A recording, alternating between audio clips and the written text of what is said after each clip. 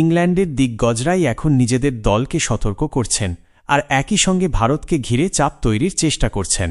তারা বলছেন, ভারতকে হারাতে হলে বিশেষ কয়েকজন ক্রিকেটারের বিরুদ্ধে বাড়তি সতর্ক থাকতে হবে। ইংল্যান্ডের প্রাক্তন অধিনায়ক মাইকেল অ্যাথারটন বলেছেন, ভারত এই সিরিজে অপরাজেয় নয়। তার মতে ভারতকে হারানো সম্ভব। তিনি মনে করিয়ে দেন, টুর্নামেন্টের আগে অনেকেই বলেছিলেন যে ইংল্যান্ড যদি শিরোপা জেতে তবে তার বড় অংশ হবে জস বাটলার ও ফিল সল্টের জুটির অবদান। কিন্তু বাস্তবে এই দুজনের কেউই ধারাবাহিকভাবে বড় রান করতে পারেননি। তবুও ইংল্যান্ড মূল শক্তি ছাড়াই জয়ের আত্মবিশ্বাস অর্জন করছে এবং ধীরে ধীরে আরও উন্নতি করছে। অ্যাথারটনের মতে ইংল্যান্ড এখনও নিজেদের সেরা খেলাটা খেলতে পারেনি। তিনি প্রশ্ন তুলেছেন, 2022 সালের শিরোপাজয়ী দলের মতো কঠিন পরিস্থিতিতে তারা কি আবার সেরাটা দিতে পারবে? তিনি ভারতকে শক্তিশালী দল হিসেবে স্বীকার করলেও বলেন, ওয়েস্ট ইন্ডিজের বিপক্ষে চাপে পড়ে যেভাবে সেমিফাইনালে জায়গা নিশ্চিত করেছে তা প্রশংসনীয়। কিন্তু ভারতকে হারানো অসম্ভব এমনটা তিনি মনে করেন না। তার মতে ভারতের বোলিং ও ফিল্ডিং বিভাগে কিছু দুর্বলতা আছে।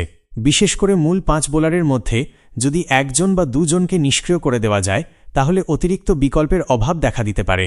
পাশাপাশি কয়েকজন ভারতীয় ব্যাটসম্যান এখনও সেরা ফর্মে নেই বলেও তিনি উল্লেখ করেন। অ্যাথারটন আরও বলেন, ভারতকে হারাতে হলে ইংল্যান্ডকে নিজেদের সেরাটা দিতেই হবে। তার ধারণা এবারের ফাইনাল হবে ভারত বনাম দক্ষিণ আফ্রিকা, যা 2024 সালের ফাইনালের পুনরাবৃত্তি হতে পারে।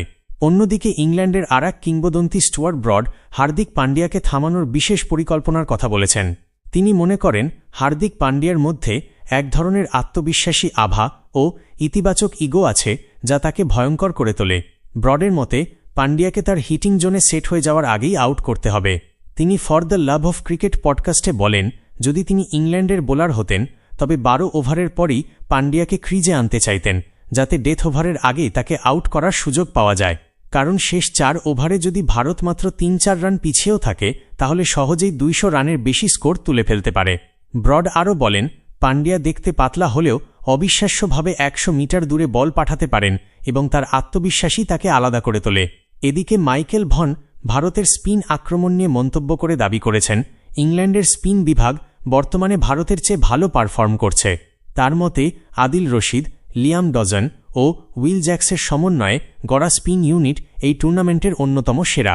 রশিদ 7 ম্যাচে 11 উইকেট নিয়ে মিডল ওভারে দারুণ ভূমিকা রেখেছেন। ডসন 10 উইকেট নিয়ে সাশ্রয়ী বোলিং করেছেন এবং জ্যাক্সও গুরুত্বপূর্ণ সময়ে উইকেট তুলে নিয়েছেন। অন্যদিকে ভারতের বরুণ চক্রবর্তী 7 ম্যাচে 12 উইকেট নিলেও বড় ম্যাচে খানিকটা ব্যয়বহুল প্রমাণিত হয়েছেন বলে ভনের মতো। তিনি উল্লেখ করেন, দক্ষিণ আফ্রিকা ও ওয়েস্ট ইন্ডিজের বিপক্ষে তিনি বেশ কিছু রান দিয়েছেন যা তার নিয়ন্ত্রণ ক্ষমতা নিয়ে প্রশ্ন তুলেছে। তবে ভারতের কাছে বিকল্প রয়েছে এবং অধিনায়ক অক্ষর প্যাটেলও প্রভাবশালী বোলিং করেছেন। সব মিলিয়ে দেখা যাচ্ছে ইংল্যান্ডের দিগ্গজরা একদিকে নিজেদের দলকে সতর্ক করছেন, অন্যদিকে ভারতের শক্তি ও দুর্বলতা বিশ্লেষণ করে মানসিক চাপ তৈরির চেষ্টা করছেন। এখন প্রশ্ন উঠছে, এটি কি সত্যিই সতর্ক বার্তা নাকি কৌশলগতভাবে চাপ সৃষ্টির একটি পরিকল্পনা? তার উত্তর মাঠের পারফরম্যান্সই দেবে। যদিও কুলদীপ যাদবের ইংল্যান্ডের বিরুদ্ধে রেকর্ড যথেষ্ট ভালো, তবুও এই টুর্নামেন্টে তিনি এখন পর্যন্ত সীমিত সুযোগই পেয়েছেন। এদিকে মাইকেল ভন ইংল্যান্ডের ফিল্ডিং ও উইকেটের মাঝে দৌড়ের ভূয়সী প্রশংসা করেছেন। তার মতে ছোট ছোট বিষয়গুলিতে ইংল্যান্ড বেশি নিয়ন্ত্রণ দেখাচ্ছে, যা নকআউট ম্যাচে বড় পার্থক্য গড়ে দিতে পারে। বিপরীতে ভারতের ফিল্ডিং উদ্বেগের কারণ হয়ে দাঁড়িয়েছে। দলটি এখন পর্যন্ত 13টি ক্যাচ ফেলেছে এবং সুপার 8 পর্বে অংশ নেওয়া দলগুলোর মধ্যে ভারতের ক্যাচিং দক্ষতা সর্বনিম্ন মাত্র 71%। নকআউট ম্যাচে এমন ভুল বড় ক্ষতির কারণ হতে পারে, এমনটাই বলেছেন ভন। তবে এই মন্তব্যকে ঘিরে তীব্র প্রতিক্রিয়া জানিয়েছেন ভারতের প্রাক্তন cricketer Dinesh Kartik.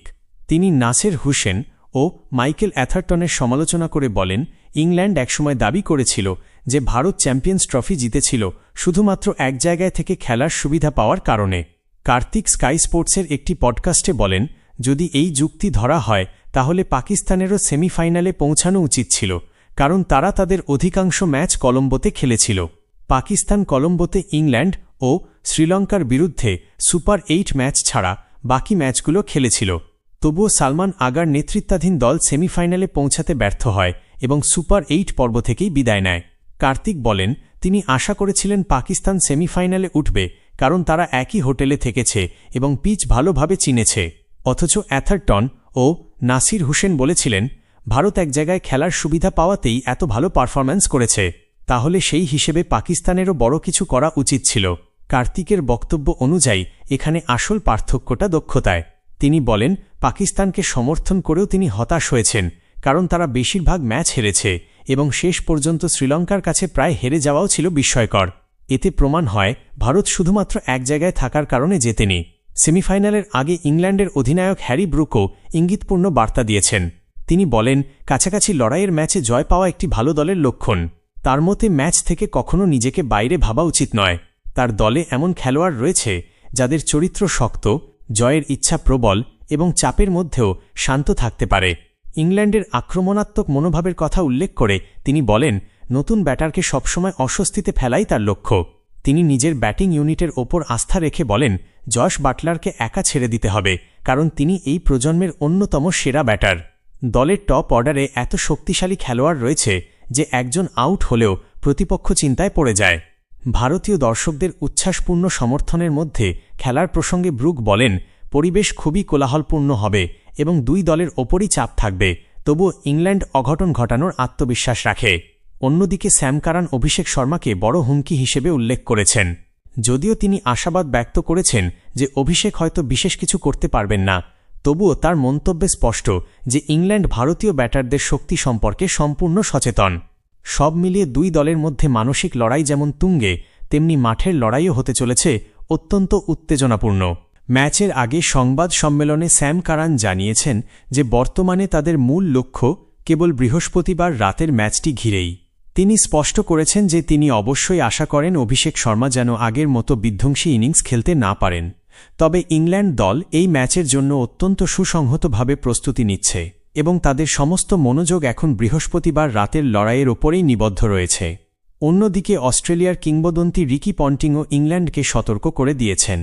ICC review অনুষ্ঠানে অভিষেক শর্মাকে নিয়ে মন্তব্য করতে গিয়ে পন্টিং ইঙ্গিত দেন যে সেমিফাইনালের মতো গুরুত্বপূর্ণ মঞ্চে তিনি আবারও নিজের পুরনো ফর্মে ফিরতে পারেন। পন্টিংয়ের মতে কোনো ব্যাটার যখন সাময়িক খারাপ সময়ের মধ্য দিয়ে যান, তখন প্রতিদিন নেটে ঘণ্টার পর ঘণ্টা ব্যাটিং করা সবসময় সঠিক সমাধান হয় না, বরং মাঝে মধ্যে কয়েক দিনের বিশ্রাম মানসিকভাবে সতেজ হতে সাহায্য করে। তিনি জোর দিয়ে বলেন যে দক্ষতা বা স্কিল কখনো হারিয়ে যায় না, এটি কেবল সময়ের ব্যাপার। পন্টিং আরও উল্লেখ করেন যে টুর্নামেন্টের এই পর্যায়ে যখন একজন খেলোয়াড় প্রবল চাপের মধ্যে থাকেন এবং কাঙ্ক্ষিত রান পাচ্ছেন না, তখন ব্যাগের চেইন বন্ধ করে ক্রিকেট থেকে কিছুটা দূরত্ব বজায় রাখাই শ্রেয়। তার পরিবর্তে হালকা ফিল্ডিং প্র্যাকটিস বা বোলিং করে নিজেকে ব্যস্ত রাখা এবং ব্যাটিং থেকে বিরতি নেওয়া নেটে ফেরার ক্ষুধা বাড়িয়ে দেয়। পন্টিং মনে করেন অভিষেকের নিশ্চয়ই সেমিফাইনালের জন্য বিশেষ কোনো পরিকল্পনা রয়েছে এবং বড় ম্যাচে তিনি বিশেষ কিছু করে দেখানোর ক্ষমতা রাখেন। সব মিলিয়ে বিশ্ব ক্রিকেটের প্রথিতযশা তারকারা এই ম্যাচ ও খেলোয়াড়দের নিয়ে নানা বিশ্লেষণ দিচ্ছেন এবং এখন কেবল দেখার বিষয় মাঠের লড়াইয়ে শেষ পর্যন্ত কার পরিকল্পনা ও মন্তব্য সার্থক হয়।